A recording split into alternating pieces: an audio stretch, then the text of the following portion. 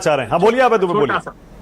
देखिए, दो चीजें थी। एक तो मेरे विद्वान साथी तुहिन ने कहा कि एक दो छोटी घटनाएं हैं, छोटी नहीं, बहुत बहुत हृदय विदारक घटना थी उस बच्ची की। लेकिन ऑडिटर जनरल ने क्या कहा जानते हैं आप? छोटी नहीं, मैंने हेल्थ सर्विसेज के लिए 86% स्पेशलिस्ट डॉक्टर नहीं है बिहार में। 86%। वो बच्ची को एडमिट क्यों नहीं किया पता? ये तर्क क्या था? उसका गला काट दिया था। तो उन्होंने कहा कि हमारे पास बिहार मेडिकल कॉलेज में ईएनटी नहीं है साहब। ये कहा 58% स्टाफ की कमी है, ऑडिटर जनरल ने ये कहा। उन्होंने कहा ओपीडी में 80% मेडिसिन नहीं है, प्रिक्योर नहीं की इन लोगों ने। और इन्होंने केजरीवाल का उदाहरण दिया। वाह साहब, देखिए इनकी राजनीतिक बुद्धि को।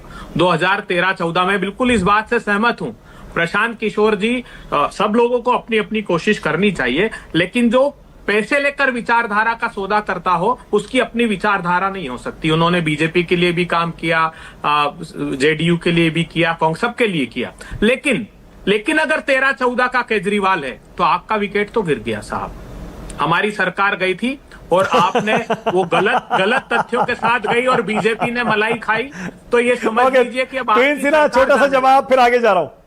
तुहिन सिन्हा, क्विक रिस्पॉन्स। देखिए, सबसे पहले जो इन्होंने बात कही थी, मैंने कभी छोटा इंसिडेंट नहीं बताया था। मेडिकल वाला जो वो बहुत बड़ा लैप्स था, मैंने उसको अपवाद कहा था और नहीं होना चाहिए, बहुत दुखद है। दूसरी बात, केजरीवाल के संदर्भ में मैंने बस इतना कहा, इसलिए कहा प्रशांत किशोर को इसलिए कह रहा हूं 2012 का केजरीवाल, क्योंकि इस वक्त उनके पास केवल एक ही एजेंडा है, दूसरों पर जो शूट एंड स्कूट पॉलिटिक्स होता है ना, कीचड़ उछाल के भाग जाएं। अन्यथा कोई ऐसी बात जो है उनके मंच से ऐसी बात नहीं आ रही है जो बिहार को, बिहार की जनता को एक्साइट कर सके इस वक्त।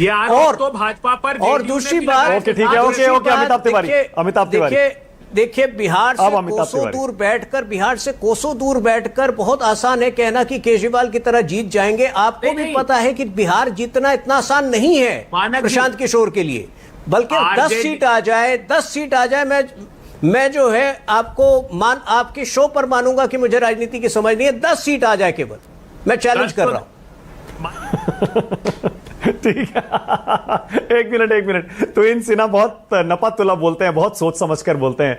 बिल्कुल इसी भावावेश में बहुत सारे प्रवक्ता ये भी बोल चुके हैं, इसकी इतनी सीट आ गई तो राजनीति छोड़ दूंगा, ये जीत गया तो राजनीति छोड़ दूंगा, हम हार गए तो राजनीति छोड़ दूंगा। थैंक गॉड आप बोलते बोलते ये नहीं बोला आपने तुहिन सिन्हा कि मैं राजनीति छोड़ दूंगा, क्योंकि हम नहीं चाहते, मैं नहीं चाहता आप राजनीति छोड़ें।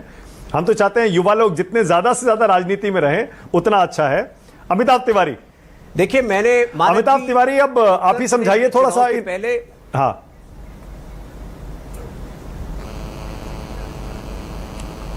हाँ तुहिन बोल लीजिए, 20 सेकंड, तुहिन बोल लीजिए।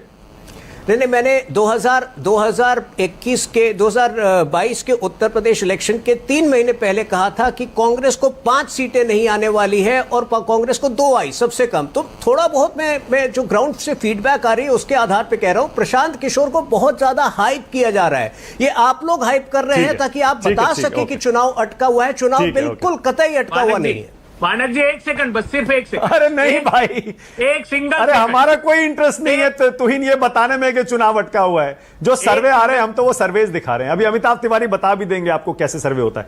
अबे दुबे लीजिए 20 सेकंड, जल्दी से। अबे दुबे जल्दी, कोई देखिए, ये प्रशांत किशोर के आरोप नए नहीं है। सारे एलिगेशन जेडीयू ने बीजेपी पे लगाए, उठाकर देख लीजिए।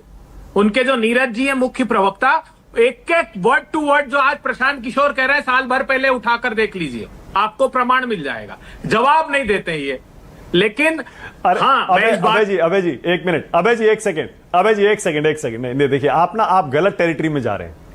अगर आप जेडीयू और बीजेपी के रिश्तों को इस तरह से यहां रखेंगे, उस पर विश्लेषण करेंगे, तो फिर और भी आपके भी बहुत सारे ऐसे रिश्ते हैं जिन पर अगर विश्लेषण शुरू हो जाएगा फिर आपको भी एम्बैरेसमेंट होगी। जाहिर है बीजेपी और जेडीयू की आपसी लड़ाई जो रही है, दोस्ती और दुश्मनी रही है, उस पर उनको भी शर्मिंदगी होती होगी, अब आपको भी होती होगी, इसीलिए उधर नहीं जाएंगे। अमिताभ तिवारी